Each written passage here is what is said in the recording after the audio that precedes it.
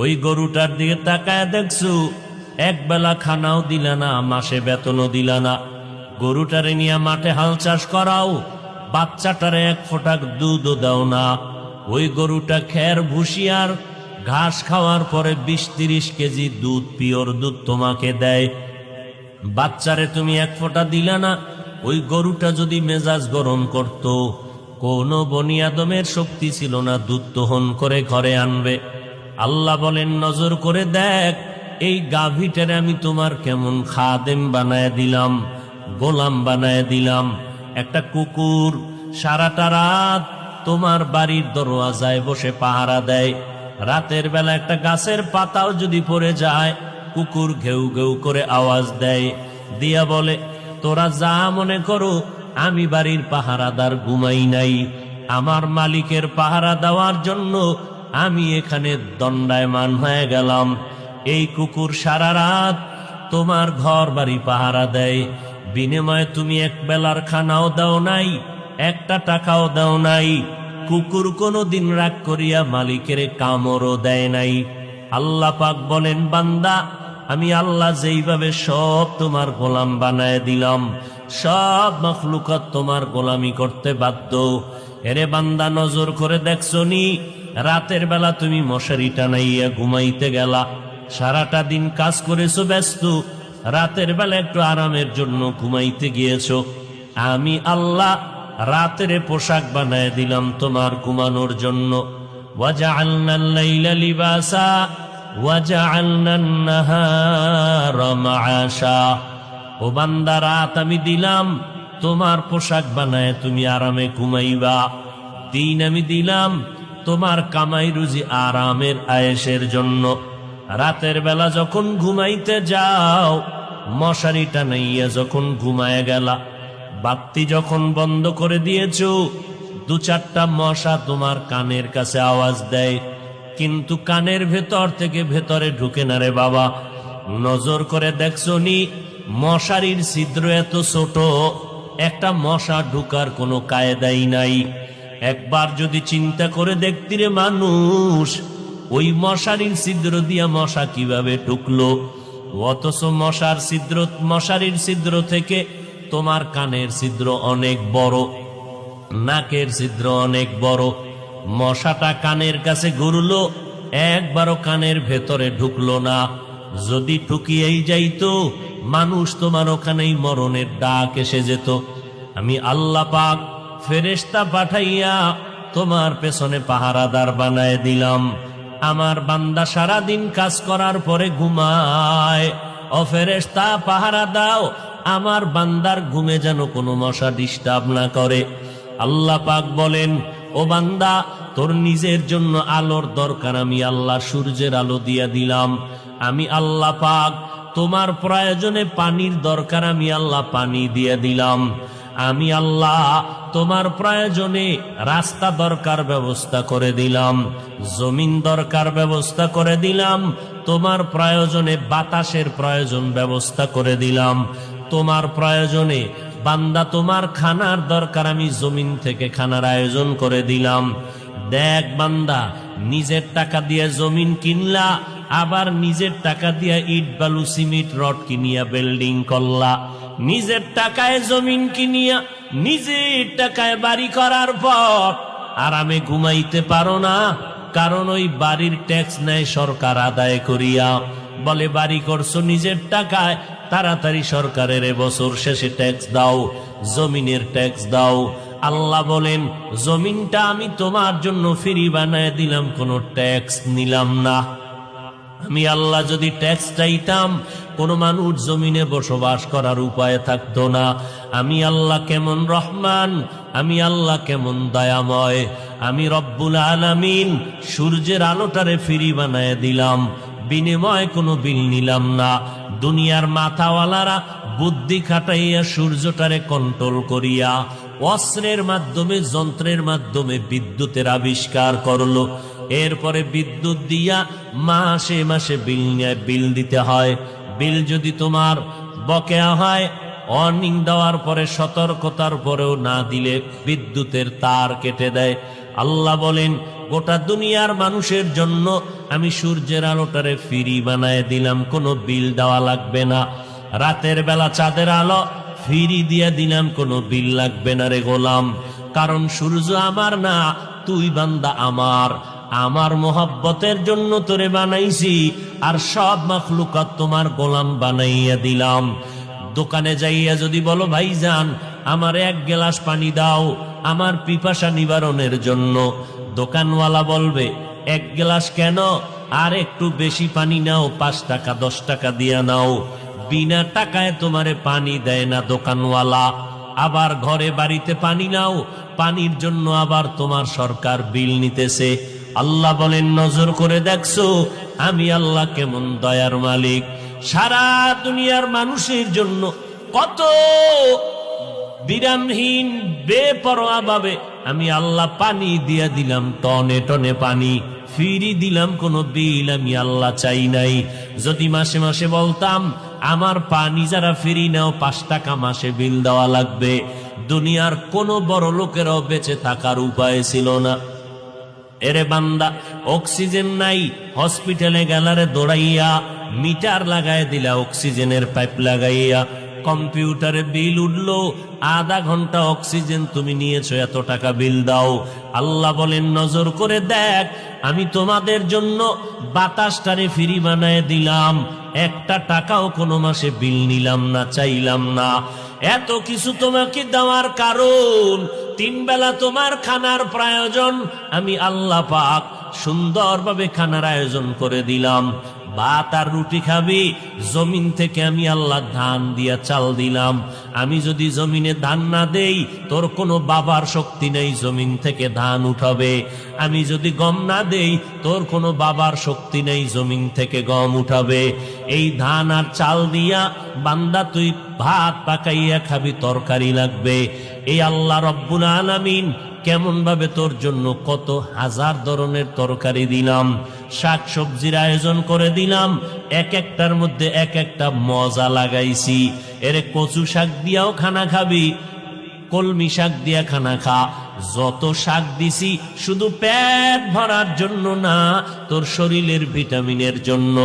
ডাক্তারেরা কয় কচু শাক দিয়া খানা খাও, চোখের জ্যোতি বাড়বে, পাওয়ার বেড়ে যাবে, চোখের পাওয়ার কখনো নষ্ট হবে না।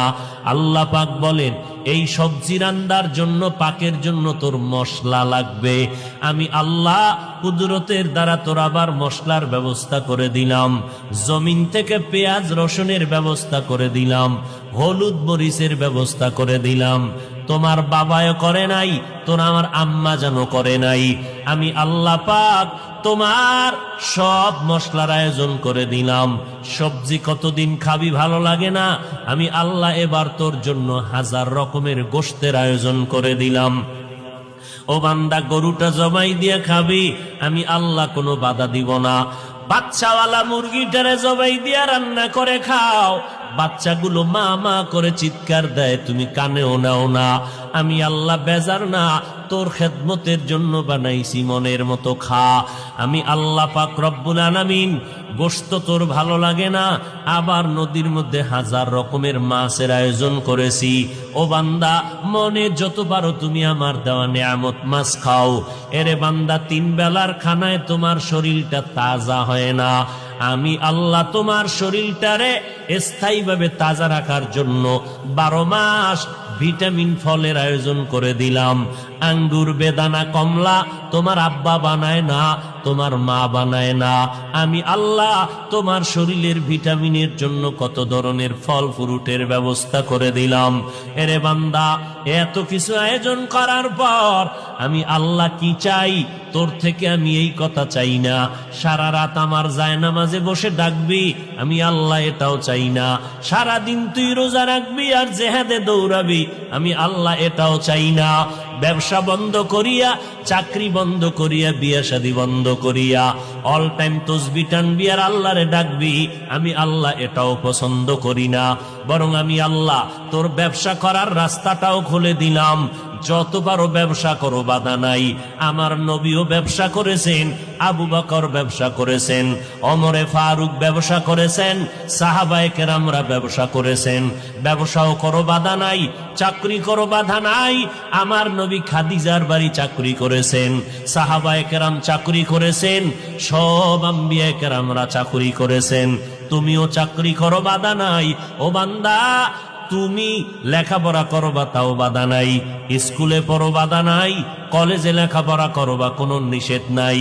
ডাক্তারি পড়ো, আলহামদুলিল্লাহ। ইঞ্জিনিয়ারিং পড়ো, আলহামদুলিল্লাহ। তুমি লেখাপড়া করে প্রফেসর হও, তুমি লেখাপড়া করে একজন ইঞ্জিনিয়ার হও, লেখাপড়ার মাধ্যমে তুমি একজন এসপিডিসি হও, তোমাকে বাধা নাই। 24টা ঘন্টা দিয়া আমি রাত আর দিনটাকে কাভারিং করে দিলাম।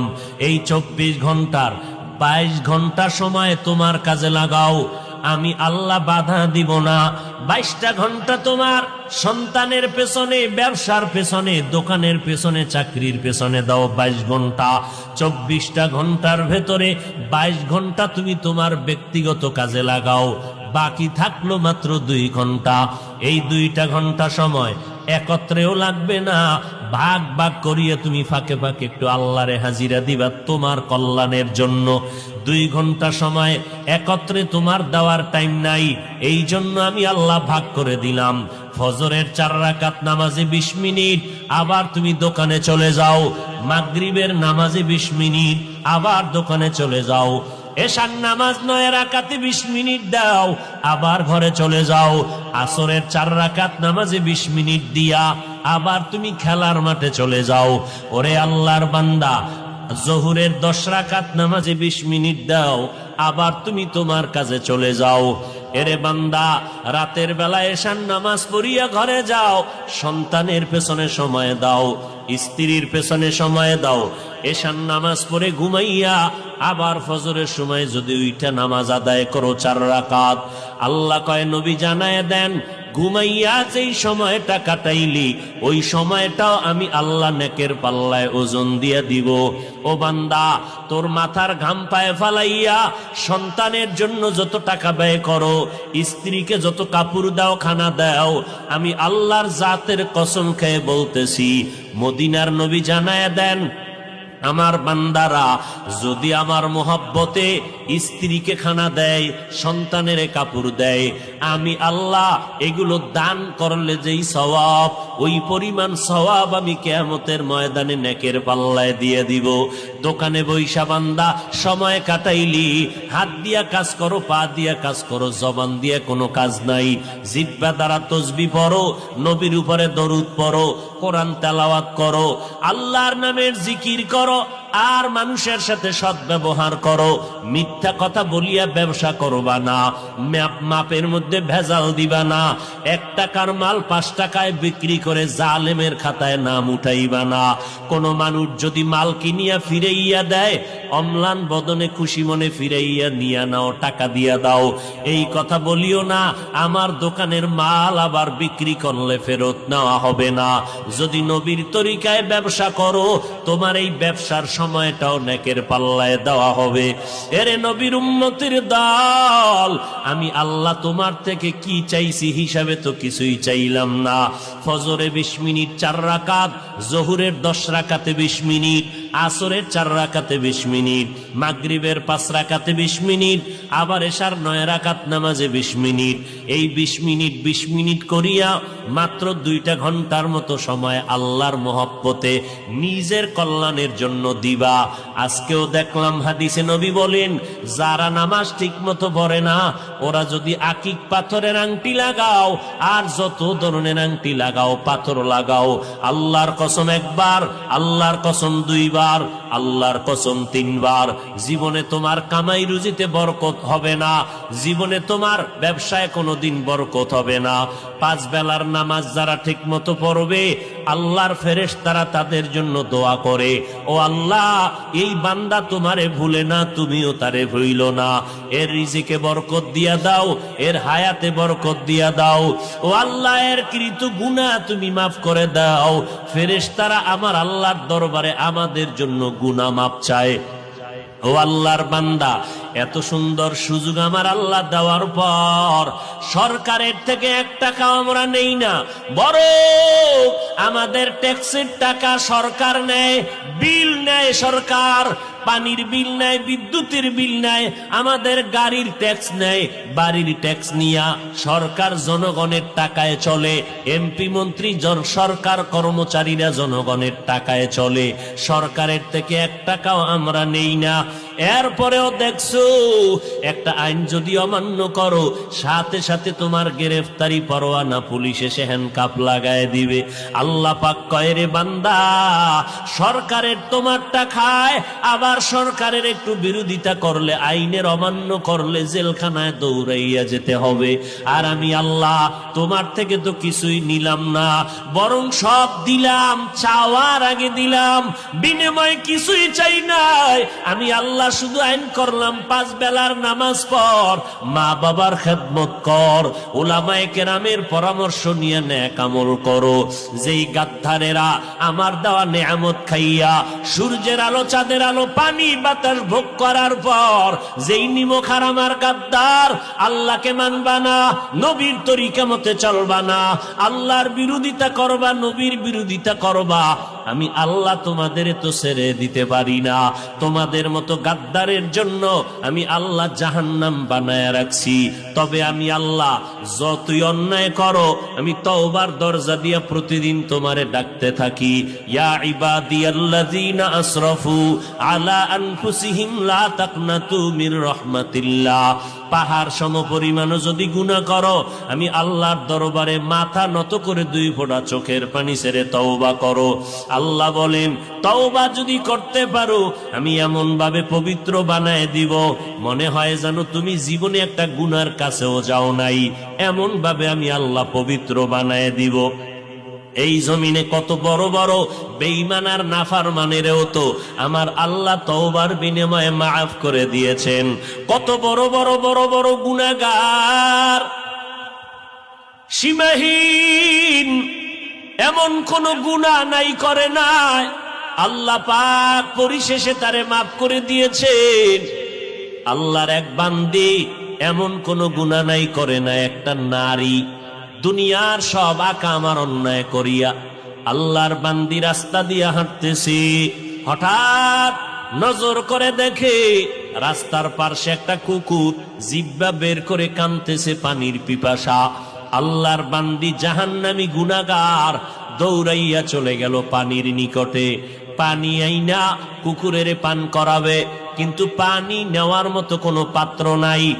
ওই মহিলা জাহান্নামী নারীটার পায়ে ছিল চামড়ার মুজা, চামড়ার মুজাটা খুলিয়া যখন পানি কূপের থেকে উঠাবে, দেখে পানি আরো নিচে, মুজা দিয়াও উঠানো যায় না, হাতের নাগালে পাওয়া যায় না। আল্লাহর বান্দি গুনাহগার, এবার মাথায় ছিল বান্দির ওড়না লাগানো। একটা জাহান্নামী গুনাহগার নারী রাস্তা দিয়া ওড়না মাথায় দিয়া যায়, আর আমার মুসলমান সন্তানের মা বোনেরা রাস্তা দিয়া যায়, ওড়না পরে না, যাও পরে তাও গলার মাফলা বানাইয়া রাখে। ওই জাহান্নামী নারীটা মাথার ওড়নাটা খুলিয়া একটা মাথা মুজায় বাঁধলো, মুজার সাথে বাঁধিয়া কূপের থেকে পানি উঠাইয়া এবার দৌড়াইয়া ওই গুনাহগার নারীটা ওই কুকুরটাকে পানি পান করাইয়া দিল। সাথে সাথে আমার নবী ডাক দিয়া কয়, সাহাবায়ে কেরাম, ওই বান্দি যখন কুকুরের পানি পান করাইল মোহাব্বত নিয়া, কুকুর কষ্ট পাইতেছিল, ওই মহিলার এতটুকু খেদমতে আমার আল্লাহ এত খুশি হয়ে গেলেন। আল্লাহ পাক গাইবি আওয়াজ দিয়া কয়, রে বান্দি, জীবনে যত গুনাহ করছো আমি আল্লাহ তোর সব গুনাহগুলো মাফ করে দিলাম। কাদের কুদরত দারি বার কামাল, আন্তা রব্বি আন্তা হাসবি জুল জালাল, তুহি কাদের জলিলুল্লাহ জাহাদার, বাহর হালে তুহি মেরা নেগাহদার। এর এলাকার মুসলমান যুবক ও পর্দার আড়ালের মা বোনেরা, ও বৃদ্ধ বাবাজি, কয়দিন আর দুনিয়ার বাহাদুরি করবা? এই দুনিয়ায় বড় বড় ক্ষমতাওয়ালা টাকাওয়ালা বাহাদুর নমরুদ, হামান, ফেরাউন, সাদ্দাত কেউ তো বাঁচতে পারলো না। ও আল্লাহর বান্দারা, কত এই মহামারী করোনায় কত তাজা তাজা প্রাণ চলে গেল। ও যুবক ভাই, আল্লাহর মোহাব্বত নিয়ে তওবা করে নাও। অনেকে মনে মনে ভাবে হুজুরদের কথা মানিয়া যদি আমরা নবীর তরিকা মেনে চলি স্বাধীনতা নষ্ট হয়ে যাবে। আমি বিবেকের কাছে প্রশ্ন করি, ও যুবক ভাইরা, শিক্ষিত মুসলমানেরা জবাব দাও। আজকে আমরা যারা নবীর তরিকা মেনে চলি, আপনারা যারা নবীর তরিকা মানেন না, নামাজ নাই, রোজা নাই, পর্দা নাই, দাড়ি নাই, টুপি নাই, বলেন আপনারা আমাদের থেকে কত আরামে আছেন, কি পরিমাণ শান্তিতে আছেন? খোদার কসম করে বলি, ও মুসলমানেরা, চোখের সামনে বলতেছি, গোপন কোনো কথা না। আপনারা যতই মনে করেন আমাদের থেকে স্বাধীন আছেন, আল্লাহর কসম আপনারা আমাদের থেকে স্বাধীন নাই। বরং আমরা টুপিওয়ালা দাড়িওয়ালারাও দেখতেছি আপনারা নবীর তরিকা বাদ দিয়াও যেমন 3 বেলা খান, আমরা নবীর তরিকা মানার পরেও তো 3 বেলা খাই। আপনারা নবীর তরিকা বাদ দিয়া বাজার করেন, ব্যবসা করেন, চাকরি করেন। আমরা নবীর তরিকাওয়ালারাও তো বাজার করি, ব্যবসা করি, চাকরি করি। আপনারা নবীর তরিকা বাদ দিয়া আজকে বিয়া শাদী করলেন, সন্তান নিলেন। আমরা নবীর তরিকা ঠিক রাখিয়াও বিয়া করলাম, সন্তান নিলাম। আপনারা নবীর তরিকা আল্লাহর হুকুম বাদ দিয়া দেশ বিদেশ ভ্রমণ করেন। আমরাও তো আলহামদুলিল্লাহ নবীর তরিকা ঠিক রাখিয়াও তো দেশ বিদেশ সফর করি স্বাধীনভাবে। তাহলে আপনারা নবীর তরিকা বাদ দিয়া তো 1 ইঞ্চি আমাদের থেকে সম্মানে নাই। বরং আলহামদুলিল্লাহ আমরা যারা নবীর তরিকা মেনে চলি, এমপি সাহেব দেখা হলে কয় হুজুর দোয়া চাই, মন্ত্রী সাহেব দেখা হলে কয় দোয়া চাই, ডিসি শ্রী মহোদয় দোয়া চায়। শুধু তাই না রে বাবা, আপনাদের চলাফেরায় ভয়। বন্ধুরা আড্ডায় গেছে, আপনি যদি আড্ডায় না যান আপনার উপরে হামলা। বন্ধুরা একটা অন্যায় করবে, আপনি যদি ওদের সাথে মতে একমত না হন আপনার উপরে হামলা। এরপর ব্যবসা বাণিজ্যের মধ্যে গিয়া আর এক ব্যবসায়ীর সাথে জের দরিয়া হামলা। আর আমরা যারা নবীর তরিকা চলি, আমাদের ব্যবসা সীমিত, আমাদের চাকরি সীমাবদ্ধতার মধ্যে, আমাদের সাথে কোনো কলহ দ্বন্দ্ব নাই, বরং সব সাইডে আমাদের সম্মান। নামাজের আজান হয়ে গেল, সাইনবোর্ড লাগায় দিলাম নামাজের বিরতি, বেচা কেনা বন্ধ, শাটার টান দিয়া নামাজি ব্যবসায়ী লোকটা নামাজে চলে গেল, কারো সাথে বান্দার কোনো ঝগড়া নাই।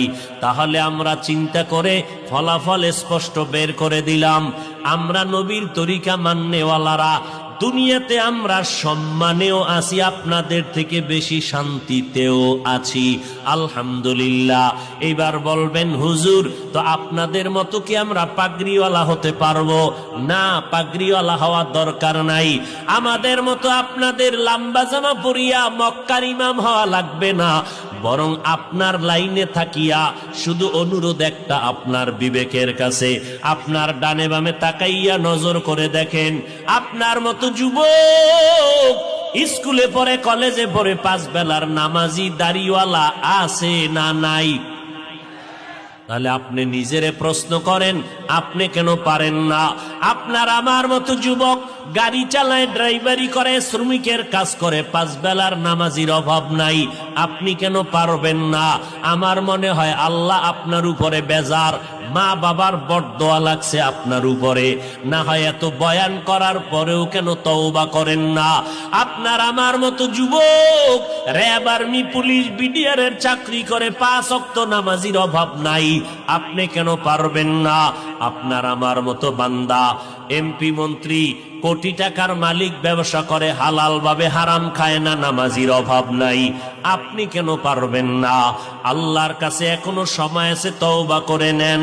মনটাকে বুঝাইতে থাকেন, এরে মন, আজকে দুনিয়ার ডানে বামে বন্ধু বান্ধবের অভাব নাই, বাড়ি গাড়ি টাকা পয়সার অভাব নাই, কিন্তু যেদিন আমার চক্ষু 2টা চিরতরে বন্ধ হয়ে যাবে, ওই দিন আমার আপনজনেরা গেঞ্জিটা বেলেট দিয়া কেটে রাখবে, সাদা 3টা কাফনের প্যাকেট বানাইয়া কবরে নিয়ে যাবে।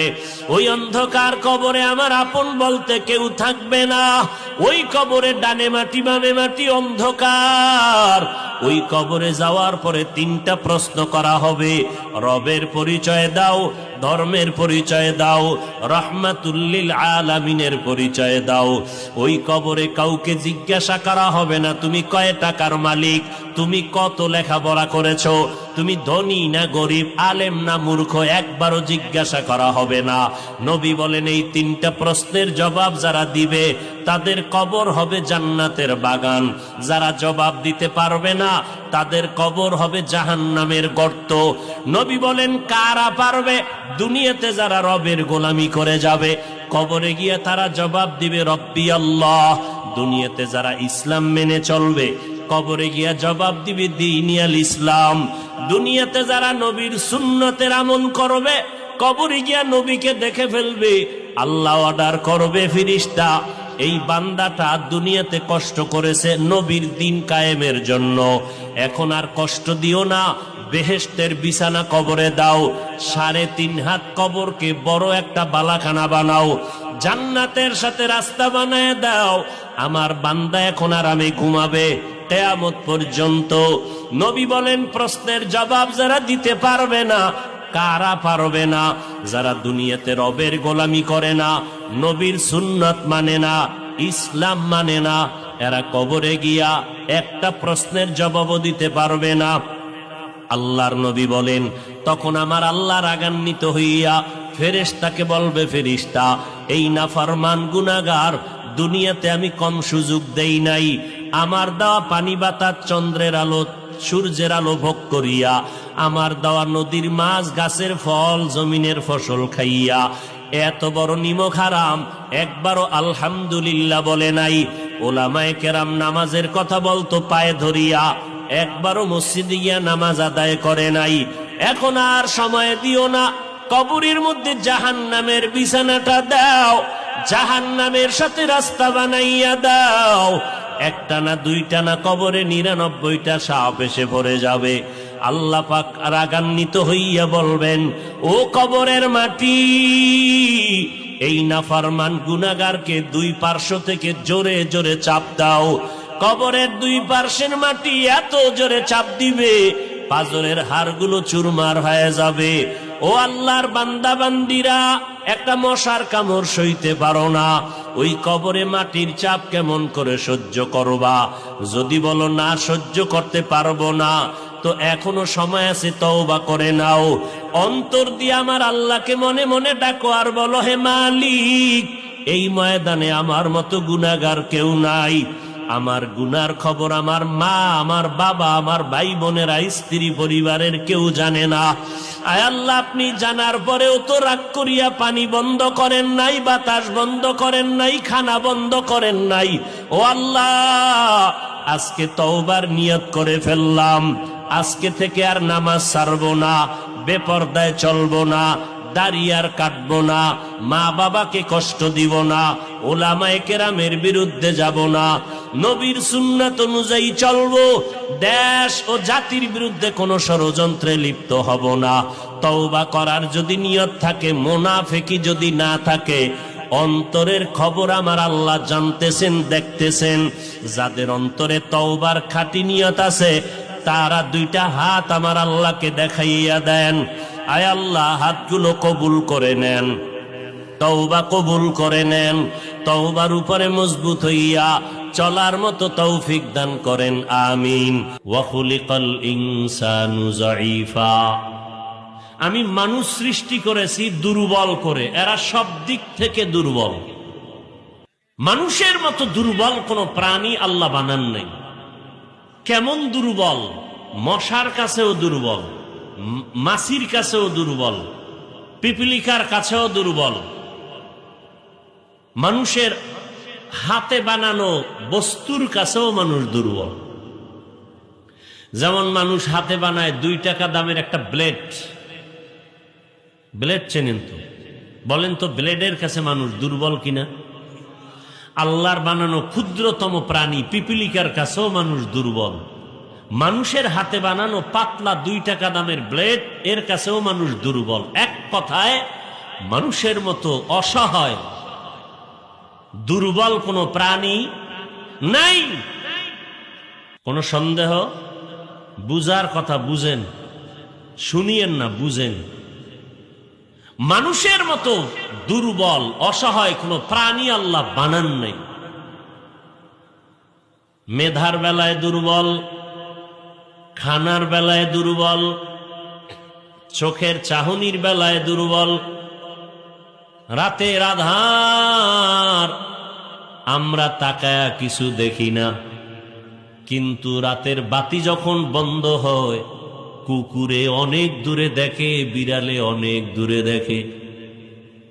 তাহলে আমাদের চোখ দুর্বল, বিড়ালের চোখ অনেক পাওয়ারওয়ালা। কি সত্য কথাটা স্বীকার করতে কষ্ট হয়। আমরা চোখের চাহনির বেলায় দুর্বল, খানার বেলায় দুর্বল। ঢাকা চিড়িয়াখানা লেখা আছে একটা বাঘের প্রতিদিনের খাদ্য 17 কেজি গোশত। টোটাল বাংলাদেশে এমন কোন খাদক পাবেন 3 বেলায় 17 কেজি মারবে? আছে? না পারলেও ধাক্কা ধাক্কি কম করে না। এই মামলা হামলা তো এগুলোর জন্যই তো। বেশি খেতে চায়, বেশি বাঁচতে চায়। বেশি বাঁচার চিন্তা পশুর, বেশি খাওয়ার চিন্তা পশুর, এটা মানুষের হতে পারে না। তো মানুষ আবার সেই পশুর চরিত্র নিছে কেন? এটা পশুর চেয়ে খারাপ। বেশি খেতে চায় পশু, এজন্য নিজেরটাও খায়, অন্যেরটাও খায়, হাটে আর চাটে। আর বেঁচে থাকতে চায় পশু। আর মানুষকে আল্লাহ পাক বানাইছেন দুনিয়াতে 1 সেকেন্ডের ভরসা নেই। কুমিল্লা দেখছেন না, ট্রেনে বাসের ধাক্কা, জায়গায় মানুষ মরে গেল। ঈদের জামা কাপড়গুলো পরে আছে, কোথায় আনন্দ? সব কান্নায় ঢলে পড়ল, আনন্দ মাটি হয়ে গেল। 1 সেকেন্ডের ভরসা নাই। আর আমরা আকাশের দিকে তাকাইলে দেখি কালো প্রাণী, কালো রঙের কাক। কাক চিনেননি? কি কয় দিকে? কাউয়া। কাক কালো, কোকিল কালো, কালো মাথার কেশ, এর চেয়ে বড় কালো মনের হিংসালেশ। নিম তিতা, নিন্দা তিতা, আরো তিতা খর, এর চেয়ে বেশি তিতা 203-এর ঘর। এরপরও তো চলতেছে নিজের আপন বউ বাদ দিয়া অন্যের দিকে। আছে না নেই? আল্লাহ হেদায়াত দান করুন। ওই যে কাক, একটা কাকের নিম্নে হায়াত 1000 বছর। কথা হয় না? নিম্নে হায়াত কত? আমনে গো হায়াত 500 বছর। এত এত মাস্তানি ভাব কেন? এত ভাব কেন? খায় সুদ, দেখায় ভাব। পড়ে না নামাজ, রসুলের হাদিস মতে চোর, দেখায় ভাব। চোরের আবার ভাব কিসের? যে সুদের সাথে জড়িত, ওর নামাজ হয় না, রোজা হয় না, দান করলে সওয়াব হয় না। ও 24 ঘন্টা তার গর্ভধারিণী মায়ের সাথে জিনার গুনাহ, জিনার গুনাহ, জিনার গুনাহ। এ আবার ভাব দেখাবে কেন? আল্লাহ পাক হেদায়াত দান করুন। তাহলে একটা কাকের হায়াত কত বেশি? কমপক্ষে কত? 1000 বছর। আমরা হায়াতের বেলায় বড় দুর্বল, খানার বেলায় দুর্বল, ঘুমের বেলায় দুর্বল। আমরা শক্তির বেলায় বড় দুর্বল। মশায় যদি মেজাজ গরম করে, কোনো বনিয়াদম ঘুমাতে পারে না। গরু যদি মেজাজ গরম করে কেউ দুধ ঘরে নিতে পারবে না, পারবে? আপনাদের সুন্দরবন এলাকার জঙ্গলের প্রাণী যদি মেজাজ গরম করে আপনাদের দিকে ধেয়ে আসে, কেউ আর বেঁচে থাকার উপায় নেই। কিন্তু চিড়িয়াখানায় গিয়ে দেখেন, যেই বাঘ দেখলে ভয় পাইতেছেন, ওই বাঘও মানুষের গোলাম হইয়া কাজ করে, মানুষের কিছু বলে না। কর্মচারীরা বাঘের সামনে গোশত ধরে, বাঘ নিয়া নিয়া খায়, মানুষের কিছু বলে না। কারণ কি? মানুষ পৃথিবীতে সব থেকে দুর্বল, তবে আবার সম্মান সবার থেকে বেশি। মানুষের মতো দুর্বল যেমন কোনো প্রাণী নাই, ঠিক মানুষের মতো সম্মানিত কোনো প্রাণী নেই। ওয়ালাকাদ কাররামনা বানি আদম